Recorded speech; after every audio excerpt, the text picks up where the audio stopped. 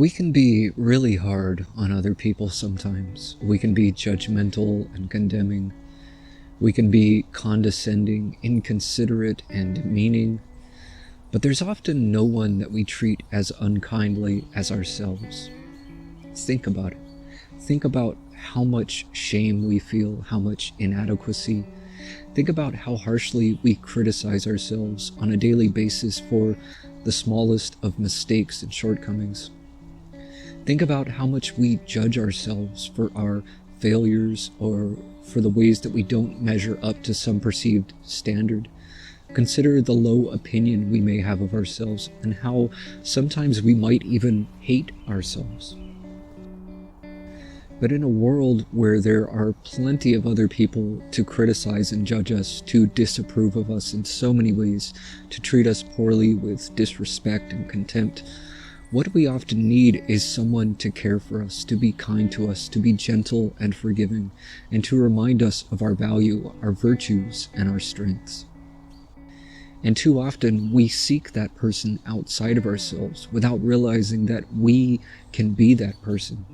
And who better to care for us in this way? After all, there's no one who is there with you as often as yourself. So how can we be kinder to ourselves? How can we be more compassionate and loving? The thing about compassion is that it doesn't require perfection. It's imperfect people that need compassion the most. And the reality is that no one is perfect. We all have our flaws. We all have our shortcomings. We all make mistakes now and then. That's just a part of being human. So we need to learn how to forgive ourselves. And that requires compassion. Compassion means to have sympathy for someone who is in distress, along with the desire to alleviate that suffering. It's a feeling of caring and kindness, but it's not just a feeling that we might have in regard to others. We need to have compassion for ourselves and for our own suffering. This means recognizing that despite our imperfections, despite our mistakes, despite even our darkest moments, that we are worthy of kindness, that we are worthy of love, that we are worthy of forgiveness. And we need not wait for someone else to offer this to us. We need to be that person. We need to be there for ourselves, because there will not always be someone else. There will be moments when there is no one there to comfort you, to reassure you, to uplift you, and so you must be that person. So how do we cultivate this self-compassion? And I use the word cultivate to suggest that what we're doing is fostering and nurturing compassion so that it grows and thrives in us. Not to suggest that it isn't already there in us. It is. It's inherent to our nature. We all have that compassion within us, but what often happens is that it becomes covered up and forgotten. It gets drowned out by all the negative self-talk that we generate throughout our lives. And so part of this process is removing the blockages that stand in the way of it. So when we notice our own negative self-talk, can we notice that it's just interpretations, opinions? In other words, it's not factual. There's a difference between facts and judgments. For instance, we might make mistakes now and then. That's just a fact. But when we say to ourselves that we're stupid or bad or whatever it may be, that's a judgment. That's essentially a way of devaluing ourselves. We all make mistakes after all. That's just a part of life. That's how we learn.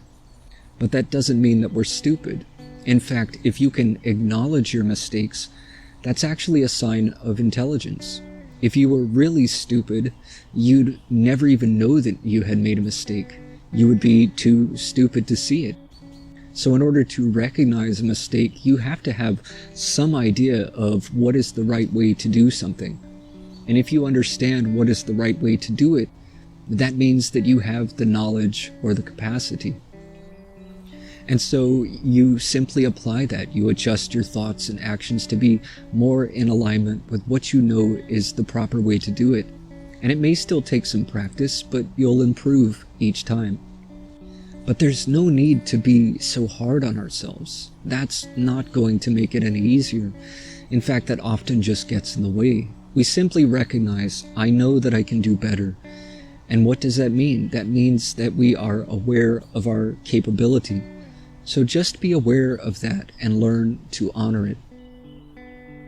We can spend so much time focused on what we did wrong and not enough time focused on how we can improve or correct ourselves. So learn to shift your focus, acknowledge your mistakes, but also see how acknowledging the mistake means that you know of a better way, and then give your focus and energy to engaging in that. Sometimes, depending on the mistake, we can be very unforgiving. It can often seem impossible to forgive ourselves. Or it may be something else altogether. We may be hard on ourselves for some perceived failure or inadequacy. It may be that we don't measure up to some perceived standard. But whatever it happens to be, all we need is a little understanding and compassion. There's an exercise we can try. Imagine that someone you care about. It can be a close friend or your partner or your child or whoever it happens to be, just someone who you really genuinely care about. Or if there's no one that you can think of, just imagine a small child.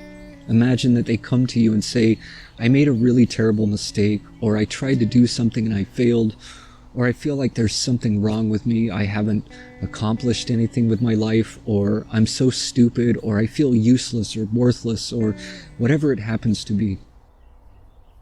Now, what would you say to that person? Take your time. Just imagine what you might say to them. Now, chances are you would probably tell them something reassuring or encouraging.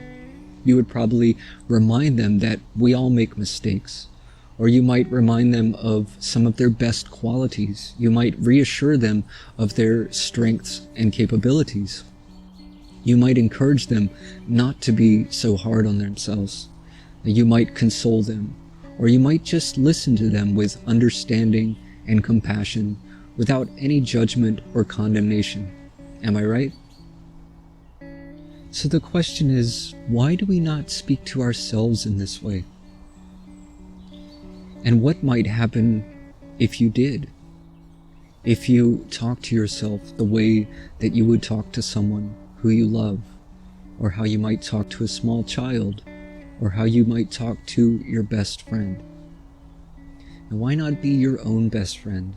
After all, you have to spend your entire life with yourself. There's no getting away from this. If you're going to be stuck with someone for the rest of your life, wouldn't you try to find a way to make that relationship work? Wouldn't you want that to be the best possible relationship? So why not make it a loving relationship? Why not make it supportive and encouraging? Why not cultivate understanding and compassion for oneself? So this is what we have to do. You know, all that negative self-talk, most of that is just other people's criticisms. If you really pay close attention, you'll notice that most of the negative opinions that you have of yourself are really other people's opinions that you've adopted as your own. Or it may be that some of the negative self-talk, the specifics of it, are your own interpretations, but the very way in which you talk to yourself may be something that you learned from someone else. Just the manner in which we judge and degrade ourselves could be something that we picked up from someone else. Someone who is always criticizing and disapproving of us. But all of that is something that we have adopted from others. And somewhere along the way, your own inner voice got drowned out. So we need to reclaim that voice. We need to reclaim our own dignity, our own worthiness, which has always been there all along, buried beneath all the limiting beliefs that we've collected from outside of ourselves. All of that needs to go. And it starts by speaking from compassion, being compassionate with ourselves, being all the things that we feel that we need most from others, being that for ourselves. Because here's the thing, not everyone is going to approve of you. Not everyone is going to accept you as you are.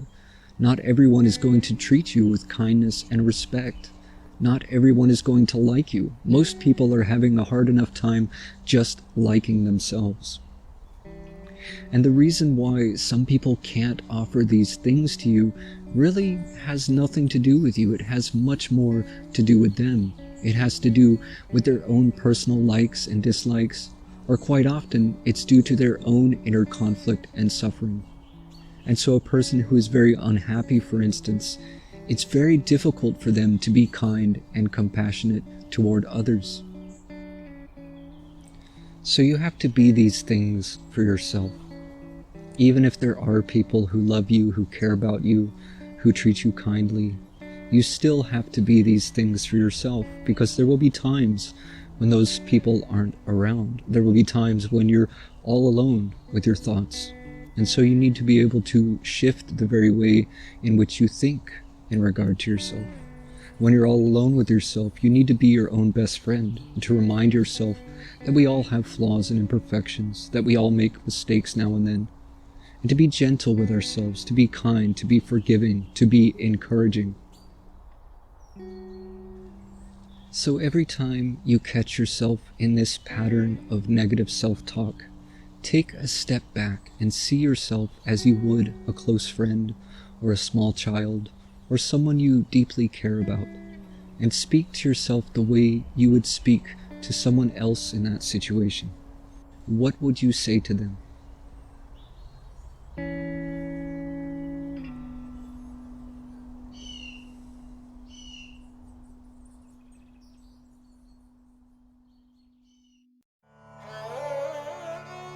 If you find value in this content, be sure to like, share, and subscribe.